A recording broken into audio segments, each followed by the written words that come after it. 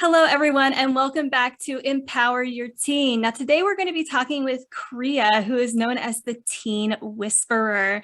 She has 20 years of experience as a school counselor, adolescent therapist, addictions and prevention specialist, and drug and alcohol educator. She's committed to equipping youth with the navigational tools to steer them healthily and resiliently into thriving young adults. We are so glad that she's here today to get us into the nitty-gritty topics that we need to be talking about. Kriya, thank you so much for being here. I'm so excited. I'm honored to be here. Thank you. Would you mind sharing with us how you came into the work that you do? Yeah, it was definitely a personally inspired journey in that, the short version is that I was kind of a hot mess teen myself. And by that, I mean that I was getting into risky behaviors, at a pretty young age. And so by the time I graduated high school, it was really starting to accelerate. And by the time I landed in college, I had a full-blown eating disorder, kind of the drug and alcohol, the free-flowing drug and alcohol scene, something I dove headfirst into. And so I was in rehab at 19 with multiple addictions that had played themselves out in some pretty rough ways already just by my late teens. And so it very automatically became a way for me, because it wasn't a common environment to kind of get clean and sober in and do something different, in the middle of the Greek scene, in the middle of a high party college. And so I really started to sort of turning that around and teaching and trying to be a very conscientious role model. And it was sort of how I kept myself healthy. And it just led to a natural progression of me ending up in the field as a professional and getting some letters and going to some school and all that stuff to kind of back up my personal passion for it. So you did the hard work of healing, right? While still in college and still in the midst of all of that. Yeah, sophomore year of college, I went into rehab, an outpatient rehab. So I was still attending school and living in the sorority house and oh my gosh, all of that. The strength that must have taken. Wow. I really appreciate that you share the story and that you're doing this work, because I feel like, I've met people before that have told me someone in their family is struggling with this. And there's almost a sense of like, can you believe someone in my family? And I'm just like, yeah, me too. Mine too. Like, I think it's so much more common now that obviously we don't want that to be true for ourselves or our family. Right. Yeah. But I think the first thing is that it is more common than we think. Right. So there doesn't need to be necessarily that much of a surprise that could happen, that this could happen, because I think also, in my opinion, I'm not the expert here, you are. I think part of that not expecting it is also kind of what's working against us to prevent it. What do you think? Yeah, absolutely. Absolutely. And I think, any stigmas are always dangerous. They're always just disruptive and obstacles, whether it's around mental health or it's around addictive behaviors, and those it definitely interweaves. I think when we can't talk about it openly, you can't name it, you can't tame it, right? And so, and particularly as we get into talking about, substance use in college, I think the thing that can trip people up is like, well, this is just normal, right? I mean, we've all seen the movies, we did some of it ourselves, but whatever, like to binge drink, to kind of go a little crazy, party hard is, it's just a phase, right? It's just a thing that a rite of passage almost. There's sort of that narrative around it. And I think we need to examine that narrative and stay closer to our kids around it, because sometimes it's not, and these days it can be a lot riskier, and we'll talk all about that. So it's just, so we can't, I think that's what parents tend to do, and why I'm speaking up so much about this stage in particular, the post-high school stage. with our kids, whether they're just going into the workforce and they're going out into the world as young adults to do something, Euro rail, around Europe, or they're going into college and doing a traditional thing that way, is that it's a conversation that is not happening. These conversations aren't happening enough because parents just assume like, yeah, they'll get a little wild. It's what kids do, when they hit college, and it's got some really different consequences right now. And we can miss some moments to intervene when it can be really valuable.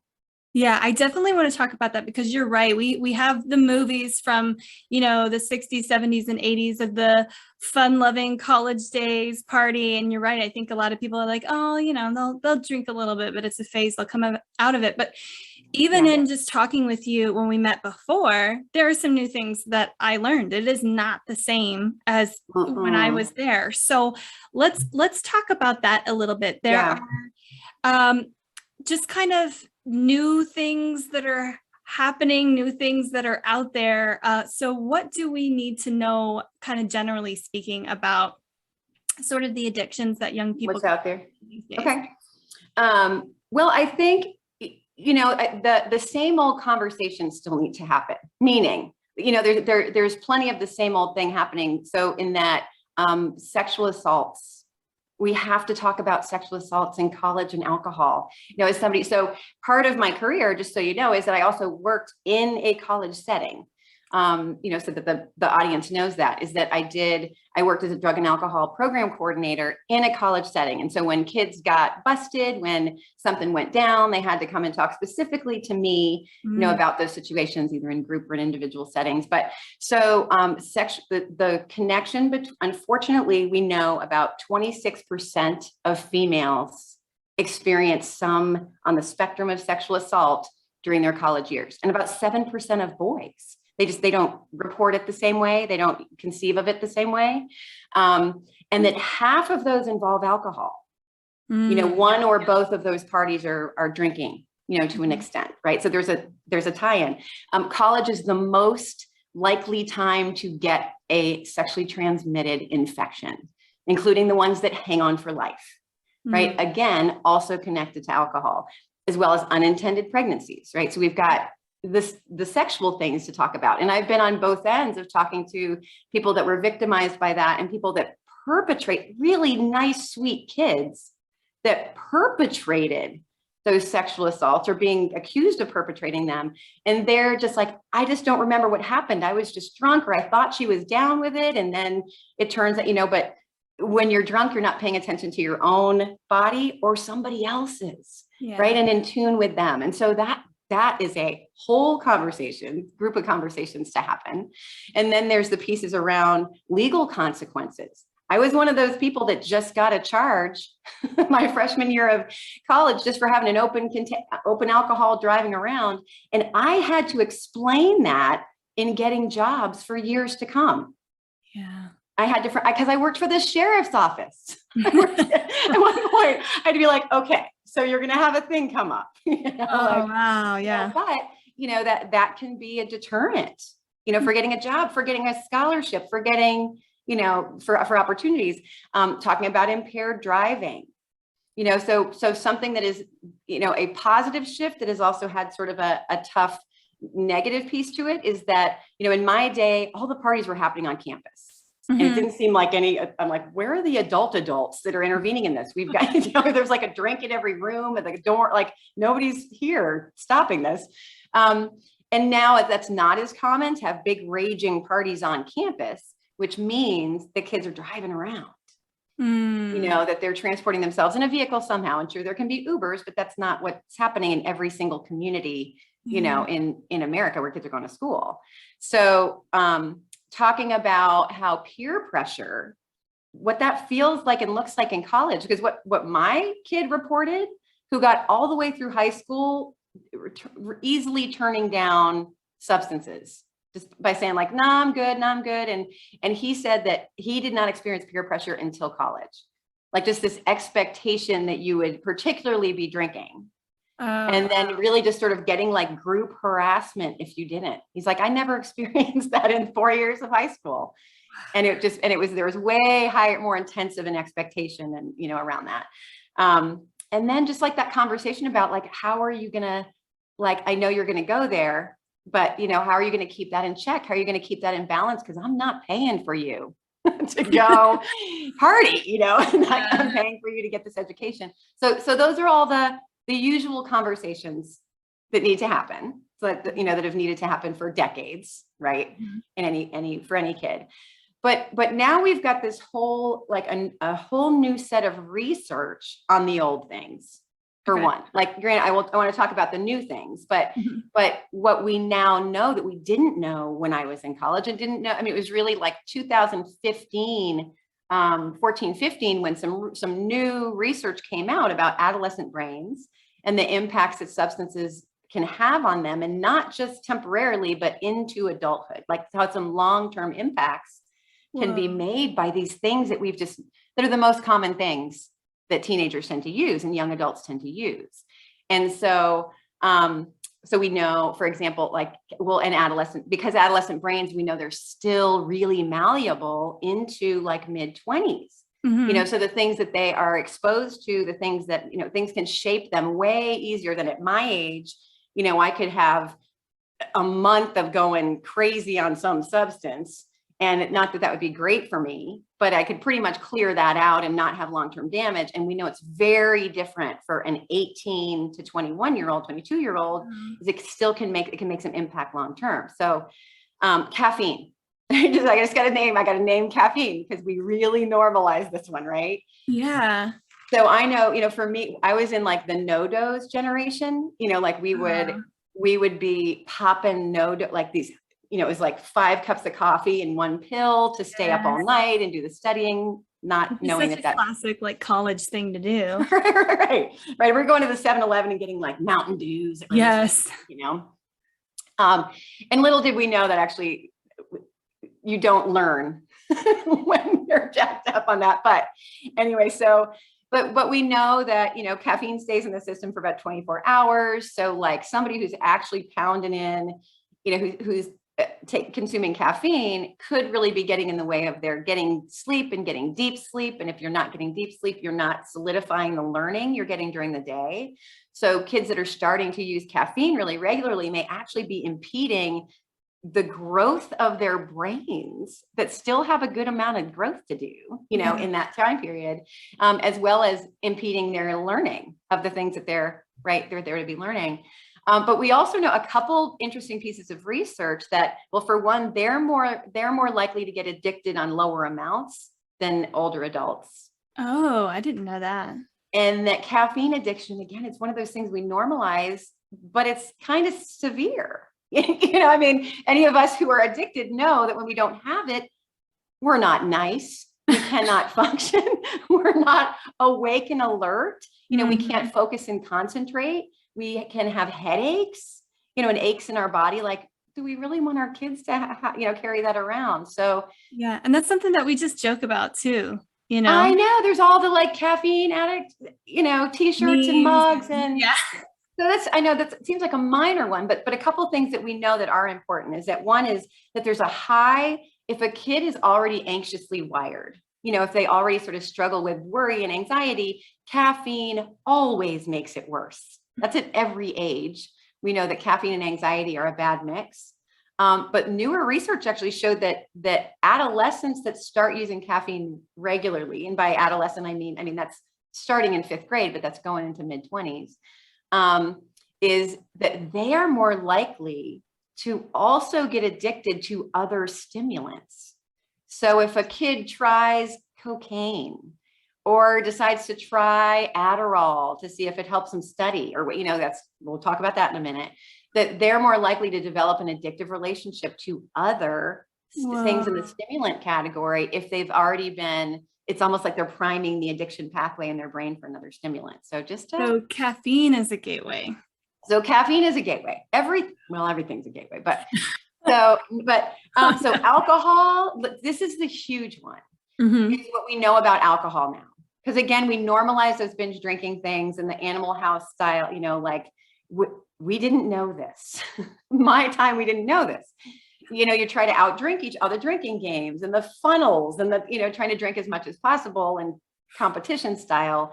And what they now know, and alcohol being the most toxic of anything that exists, aside from, it's kind of side by side with meth, to be honest, but the damage that they've seen it do to brains is as toxic. So that, so binge drinking, so having, 4 or more drinks at once, right? For a female, 5 or more, for male wired brains. And so that, they're showing that so a person who is 18, who drinks every day. So if they have a drink or two every day, because their brain is still developing, they're actually disrupting some growth, particularly of this front part of their brain and of memory and learning centers. Which means that is, and that's long, let me explain, that's long-term damage to memory and learning centers. So what we're seeing in regular drinkers that are 18 to 21, 22 is still some loss in memory and learning capability, some trouble with impulse control into adulthood, less of an ability to control impulses, an overreactive stress response, and less of an ability to manage that stress response, and then less of an ability to have adaptive thinking, like if something unplanned happens. But here's where so we've known that for a while, but the newest research shows that the binge drinking, so a kid can just be like, I'm only gonna drink, once a month, but they blow it out, and they have 8 to 10 drinks, is that what we now know is that can be doing the same damage. Wow. If a kid has a big binge drinking episode, particularly if there's a blackout, like they can be doing long-term damage to brain, which can be hard to repair. Now, I am 50 plus years old. My doctor, I started having some trouble with some memory things that were real simple, like names and, people's names, street names, little, things. And my doctor's like, yeah, this is your binge drinking when you were in college. And we're just sort of starting to make those connections. You don't have early onset Alzheimer's. You have binge drinking at 18 and 19. Wow. Wow, I know. So that's alcohol. And then nicotine.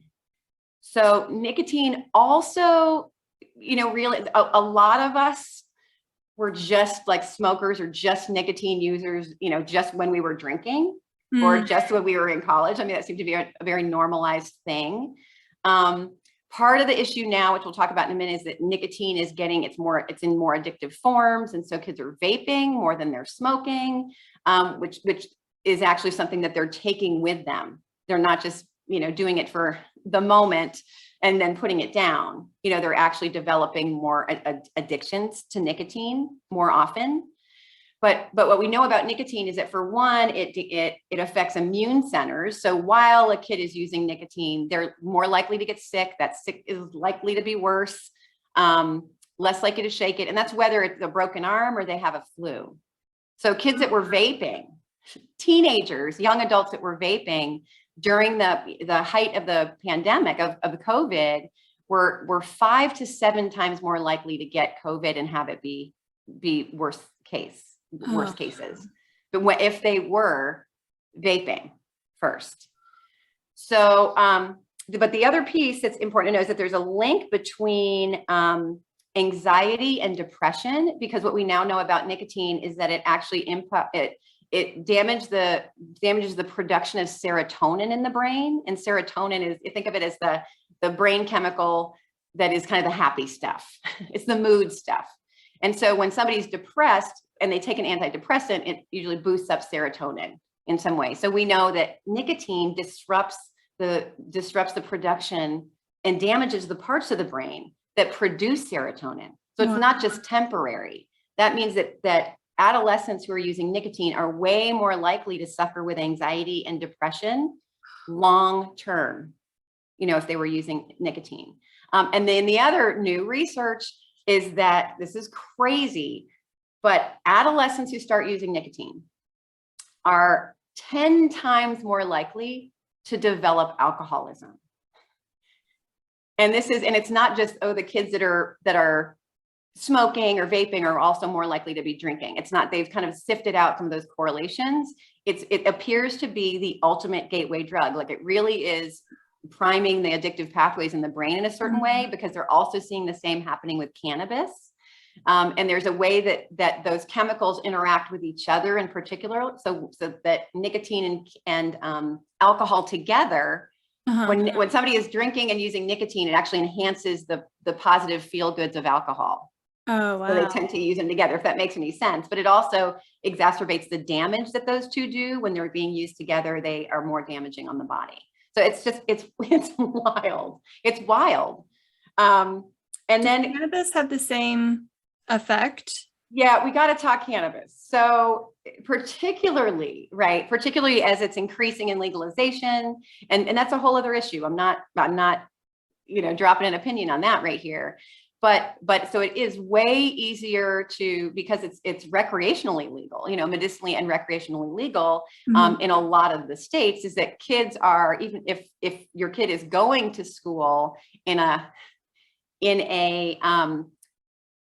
state where it's still not legal, there's plenty of kids bringing in the edibles and bringing in the things from their state where it is, for one, or they might at 21 be able to use recreationally, even though the brain is still doing some significant growth, left.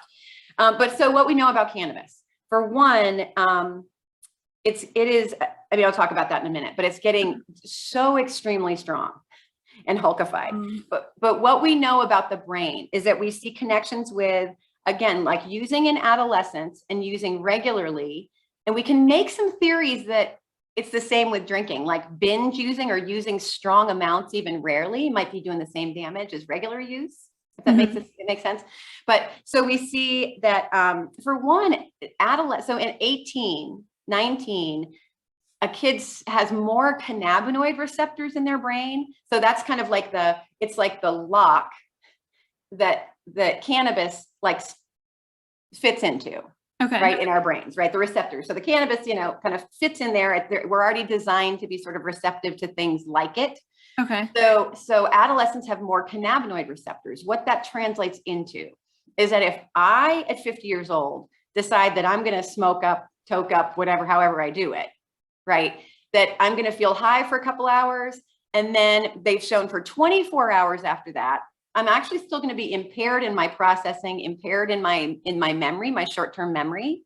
Things aren't going to, like, that I read, that I hear, aren't going to log into my memory very well. And my motor coordination is going to be slowed. It's going to be kind of off. So that's for me at 50, right? For a 18-year-old, so they use, because they have way more cannabinoid receptors in their brain, it actually kind of sticks longer. So they've shown that a kid can get high on a Saturday and still not perform very well on their test on a Wednesday. Whoa. Like they're not processing, they're not able to learn and hold on to things and the same way. So it can impede, their learning processes, right? They're functioning in that way. So we also see some long-term damage happening in those memory and learning centers and in big picture thinking centers. The ability to have big picture thinking, impulse control. So everything that happens in that front part of the brain, in the prefrontal cortex, that they've shown way less cell activity and connections in the front part of the brain in regular adolescent users. Wow. So, and mood is a huge piece of this, is that because part of the brain that's being like kind of hammered when somebody gets high on cannabis, right? So anytime somebody gets high off of anything, it's just sort of extra exploding a part of the brain, right? It's kind of over acting on a part of the brain, and that's what feels so good, right? The feel good chemicals are popping off extra big. Yeah.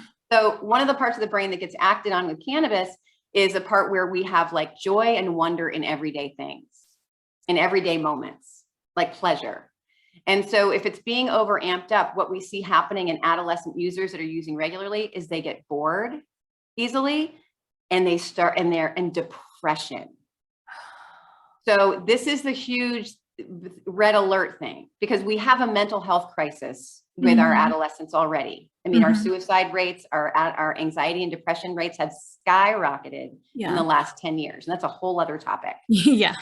Right. But we are seeing cannabis use is, for the moment, it might make a kid feel better and more uplifted if they're already depressed or anxious. Unfortunately, what we're seeing is it not just worsening depression, but causing depression long-term. And that's a big statement to make. Yeah. That's hard to sift out in research, but they feel like they have. So that's the new research about the old things. But then there's a bunch of new. Do you want me to get into the new, what's new?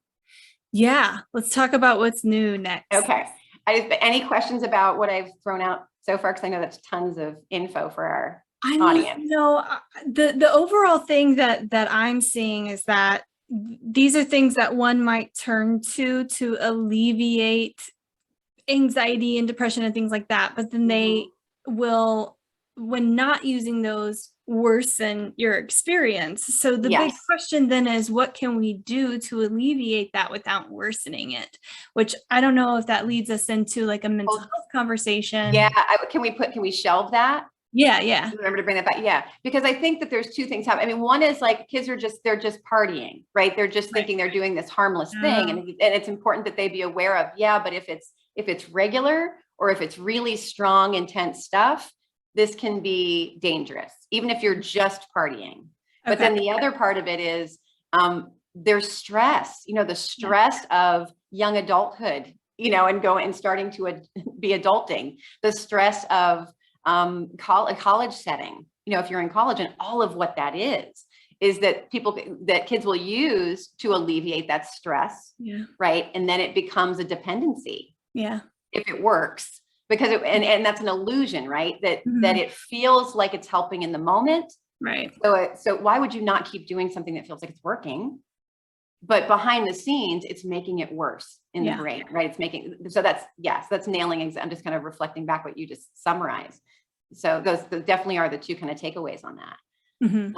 Okay. So then we need to know that like the old things are hulkified. I mean, they're more dangerous, addictive versions of the old stuff. So parents will tend to be like, well, it's just alcohol, it's just weed, it's just, nicotine's not a big deal. I did this too. It's really important to know it's not the same stuff right now. And there's some whole other dangers with it. So, and it's being packaged up in stronger and more appealing forms. Oh no. So alcohol, just take alcohol, for example, right? Like we, now every single cocktail, like yummy little cocktail, every single, drink that we grew up with as a childhood drink, like soda and punch and cider and lemonade, everything comes in a twisted form now. Yeah. Right. And every cocktail can now be in a bottle or a can. Yeah. And now there's a microbrewery, right? And all these microbrews that are like infused with blueberries and maple syrup. Like I was back in like the Michelob, like the bad, cheap beer days. We didn't even have that yet. Yes. Right? So it's more appealing, but some of those also have way higher alcohol content. Like you get a, they call them Alka Pops, right? Yes. But you get like a boozed up fruit punch that can have 15% alcohol in it, which is your average like weak Budweiser beer has 5. So it can be like extra strong while it's extra yummy, and extra appealing, and it's in some fun bottle, and it's just sort of a different thing. And then caffeine, as we know over the last 10 years, what has happened with caffeine products and how they've been incredibly marketed to our kids, right? Like we don't see as adults the same advertising. When they go on their social media, they are hammered with all the extreme sports and the rebellion and all like the badassery of like, wow, drink tons of caffeine, and you'll be flying, you'll be, all that. So they've been pumped with that. And so the Red Bulls and the Monster drinks and all those things that can have, 1 to 3 to 5 hour energies, 5 shots worth of espresso. in one of these things, right? So it's just, again, it's just sort of this hulkified version of it. And then we've got the danger of what's come with that is mixing alcohol and caffeine. Mm-hmm. So there's products that have alcohol and caffeine already pre-mixed in them, but then kids will be like, oh, I'm just putting vodka in my Red Bull, or they'll mix up the booze with the caffeine, which has led to an explosion of ER visits. And there have been fatal alcohol poisonings and overdoses, because when you mix the stimulant with alcohol, a kid doesn't notice how drunk they're getting. So they feel like they're still sober and they're still okay, enough to drive, enough to keep on drinking, right? But meanwhile, their blood alcohol content is going up and up and up and up. Mm-hmm. And next thing we know, they're in a, they're passed out, and then they're in a coma, and that, so it can be a dangerous mix to put together. So nicotine, like I was talking about with vaping, is that we're seeing that it being way more addictive than smoking, because it doesn't have so many of the downsides, right? It doesn't make your lungs feel as bad. It doesn't smell awful. It doesn't taste awful. In fact, it can be cookies and cream flavor, or tutti frutti or whatever. Oh my gosh. It makes it way more appealing to use. Yeah. And the forms that kids are using it in most, which are either those pod devices, like the Juuls exploded for our teenagers, because they came in the fun flavors and they had no idea that they were even harmful for them. Yeah. Right? Because they were marketed that way and marketed to them. Mm-hmm. And so, but the ones that have like the cartridges where you buy the little device, it usually looks like a flash drive. And they've got a few knockoffs of these now. And then you add you refill the cartridges when they, the little pods when they run out. Mm-hmm. And so those, and then the others are disposables. So the ones that they're all fun flavors, they're all fun colors. Despite the FDA doing some bans on some of them, there's been plenty of loopholes that they've gotten through. And so those are the ones that they pay less than $10 for, $6 to $10 for. It's the equivalent of about a pack's worth of nicotine in there, a pack of cigarettes worth of nicotine in there. Goes down real smooth and easy, and fun watermelon flavor, and then they toss it.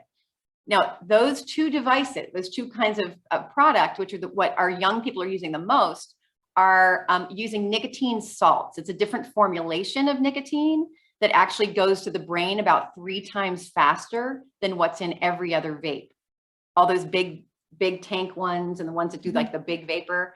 So that means that the faster something goes to the brain and the stronger that it is, the more impairing it is, the more addictive it is. It's kind of like the formula. So those products are 3 times more addictive. Wow. Basically, that our kids are using the most. Wow. And then we've got to talk about cannabis, because this again is one of those things where parents will be like, oh, well, he's just smoking weed. Like we all did it. Not a big deal. This is not our weed. It is not our grandparents' weed, So for one, even just the herb cannabis. So you talk about the plant, what is natural, has gone from being, so in the 80s, so tetrahydrocannabinol 9, delta 9 tetrahydrocannabinol is what is the psychoactive ingredient in cannabis. So it's what makes somebody feel high. It's also what does the damage I talked about earlier. It's what disrupts the growth of the adolescent brain. So in the 70s, 1 to 2% THC in your average plant. In the 80s, about 8 to 10. So it's now about 25. And that doesn't include the stuff in states where it's being grown, and modified really intensely. So it's going up and up. So about 25% average THC. Okay. And then there's when kids are vaping, it's either a liquid or it's a concentrate of some kind. So it's either a liquid or they call it dab wax, like dab. So it has been chemically, they've taken sorry, hold on, this will be a cutout moment. What is the word? Why can't I think of the word? Extracted. There we go. Okay. There we go. Okay. So the THC has been chemically extracted from the plant to be this mega intense doses. So when a kid is using a vape pen to vape weed, it can be a rice-sized amount of this dab wax, heat it up and then you kind of vaporize, the vapor that comes off of it, can be 70 to 95% THC in a hit of that. The liquid can also be around the same, liquid THC can be around the same. So it's incredibly concentrated, it's stronger, and it goes to the brain quickly because vaping goes through the lungs and goes pretty closely to the brain really quickly. So again, we've got our equation of the stronger it is, the faster it goes to the brain, the more impairing it is, and the more addictive it is. So we're seeing kids getting incredibly high and really sick, and emergency rooms are blowing up in a way they never have with overdoses from cannabis. Now we still haven't had anybody used to the point that they die. They definitely are getting in more accidents, doing reckless things and dying from those. Wow. But we're seeing overdoses of cannabis because those concentrates, for one, don't have the balance of the other cannabinoids, the other chemicals that a plant has, which actually keep people from getting sick. Wow. But because the THC is getting so out of whack that our kids are getting sick and ending up in the ER, vomiting profusely to dangerous amounts, or in states of psychosis. That's the other part of a cannabis overdose, largely. So yeah, and it's more addictive. And yes, weed is addicting.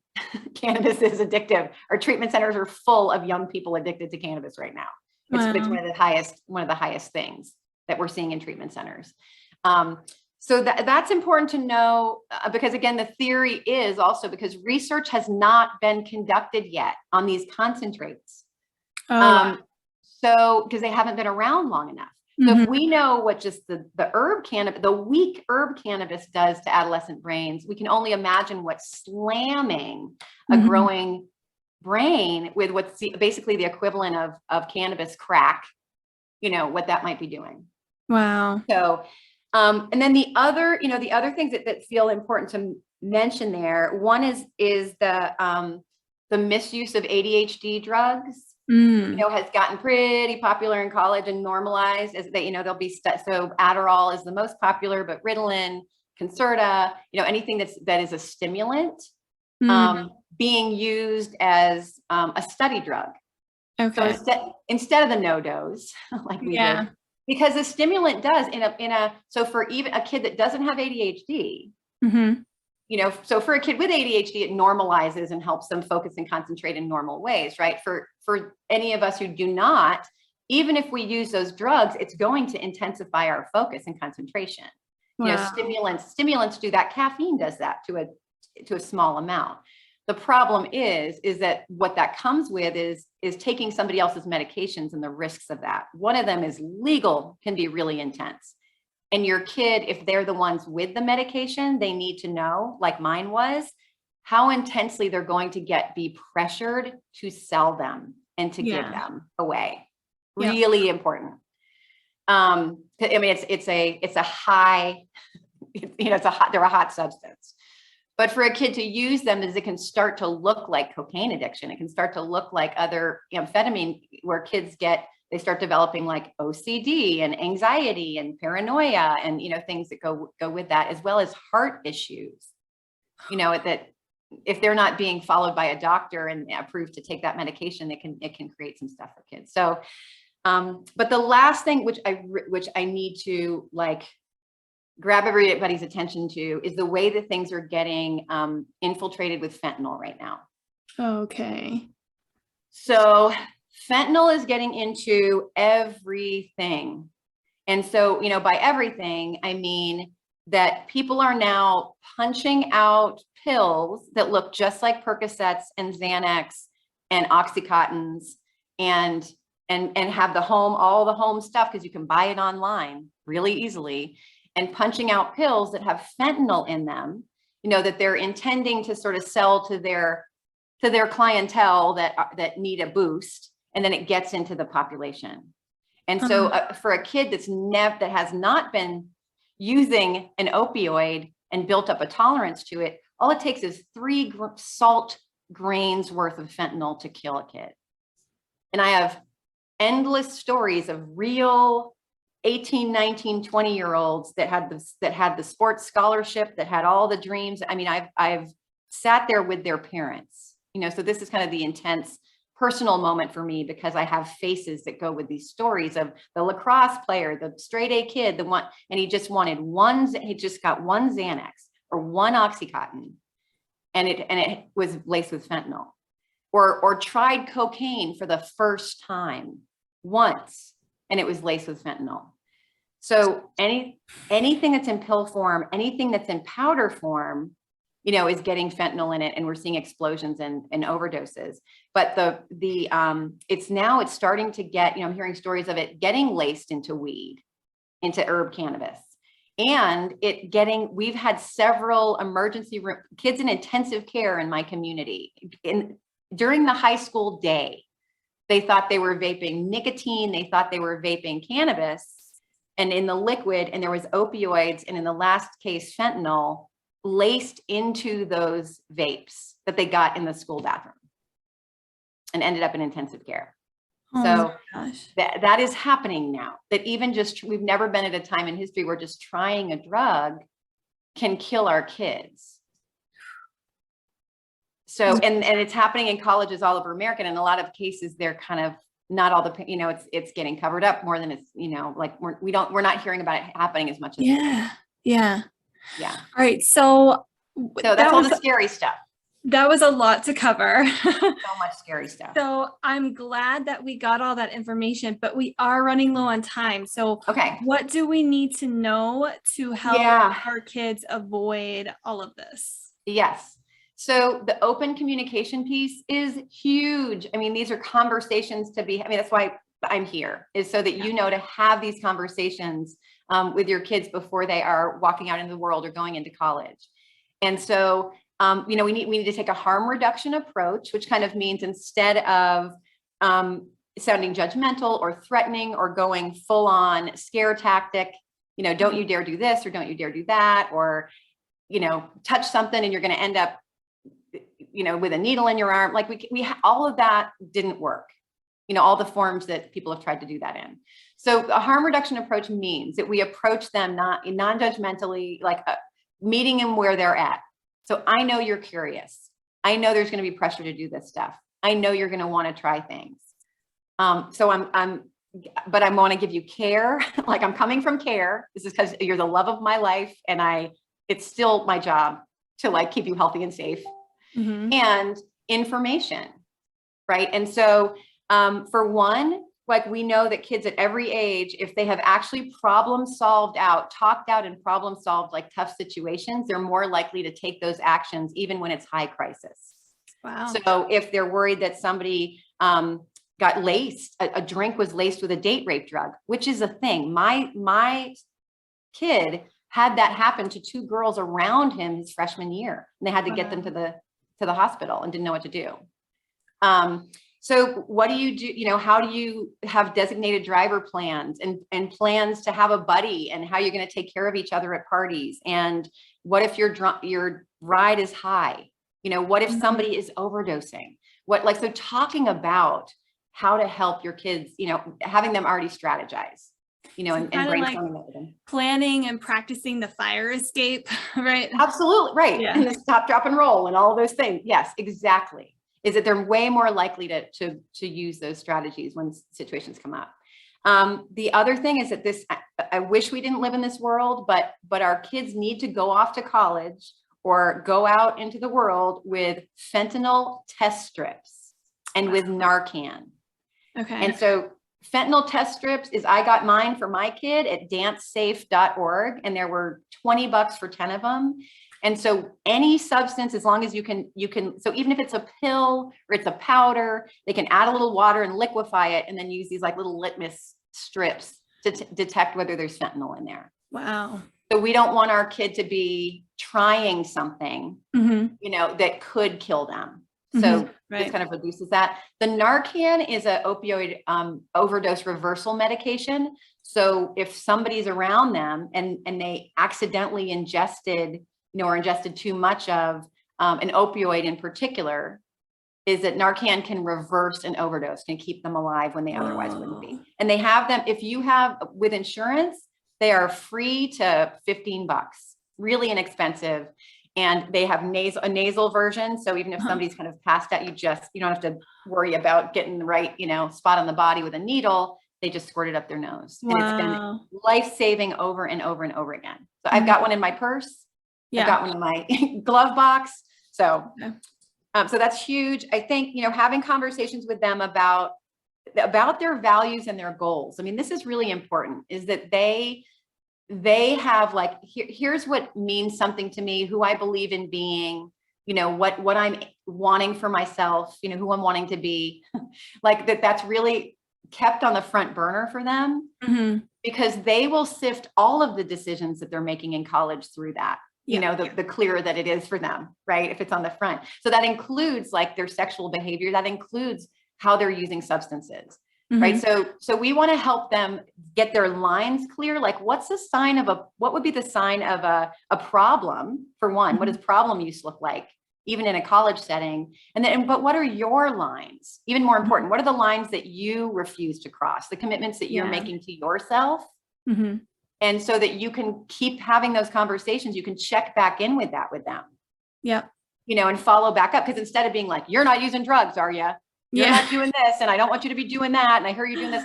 It's not, especially as they're becoming young adults. We don't want to take away their autonomy and their adulthood that way. We ultimately want to know all of those things about them, so we can just check in and say like, hey, how is that going? How is that if they get busted and we get the call as a parent that they got, busted for something on campus, which can happen, then we go like, well, how does that fit with these values and goals that you have? Yep. With this line that you set for yourself. Way more powerful conversation. And that's the kind of conversation you'll have with almost anything in your life, being able to check back in with your values, who you're spending time with, all of that. Yeah. And just sort of that, like when, to know when and how to get help, whether it's for their friends or whether it's for themselves, who are the people on campus, whether it's a counseling center, that, like that you're still here as parents, even if you're somewhere, they're not in the same house anymore, in some cases. So helping them to sort of establish that. If we have a kid that's already sort of high risk, like a kid that displays, they already have some trends of concern, they're compulsive, they're impulsive, they really give into peer pressure easily, they really tend to care what other people think, like if we already know we've got that kid, then we name that, we weave that in, to conversation, like, hey, I'm concerned because of this thing about you, like, how are you going to counteract that? How is that going to come into play with this stuff? And again, it's sort of part of that pre-strategizing. It doesn't mean that your kid will get it perfect, but it means that they're way more likely to, if they've sort of like put the flashlight on it, and put it on the table, and they know it's a thing that they're looking out for in themselves.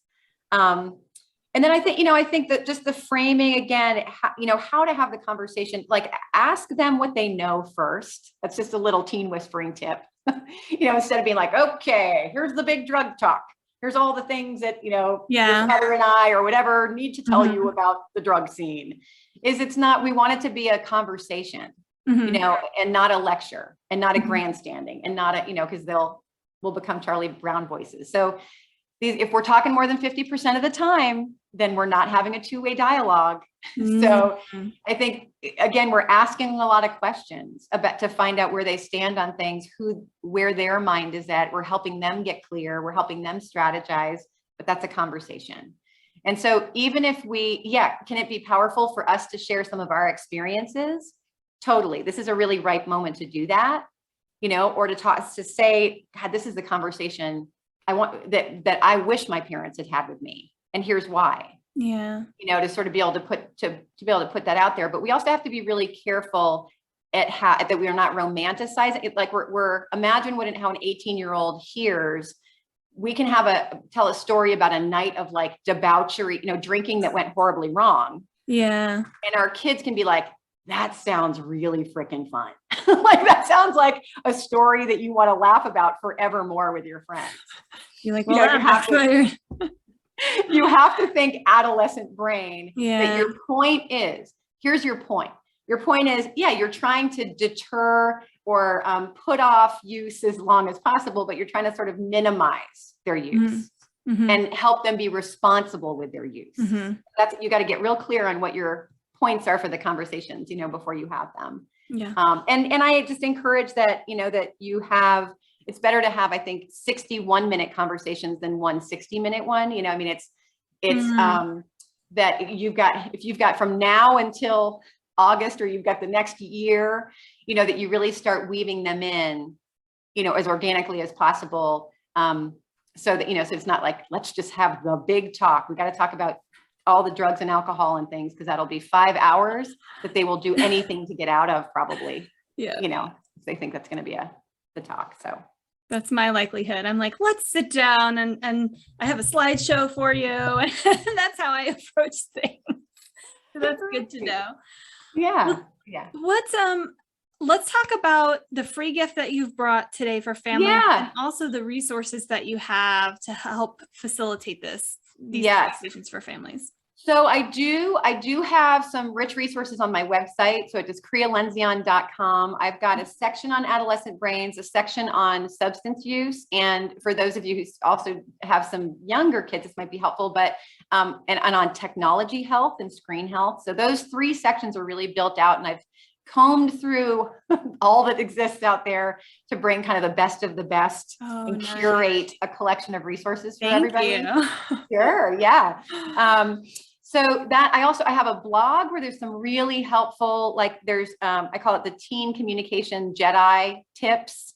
But they're so hot that I've been asked to write a book on it, and I've got publishers fighting for that book. So we'll keep our eye out for that. So the book is coming on teen whispering and how to use the art of teen whispering to guide our kids through an addictive world.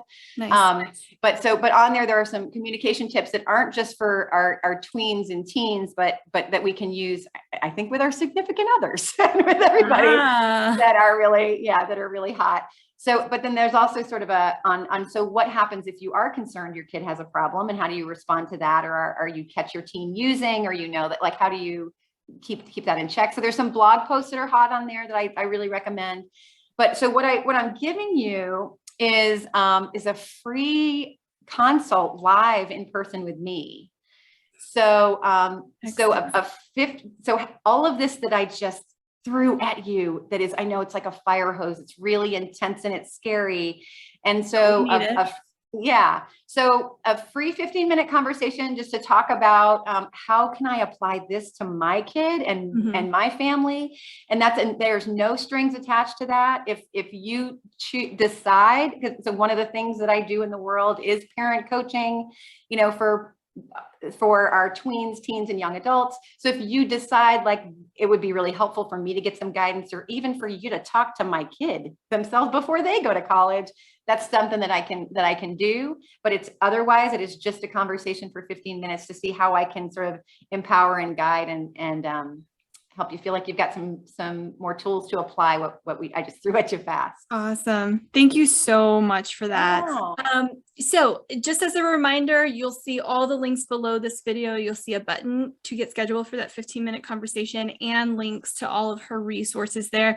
Kriya, thank you so much for being here with us. Thank you for sharing. My pleasure. We appreciate it. All right. See you soon. Bye.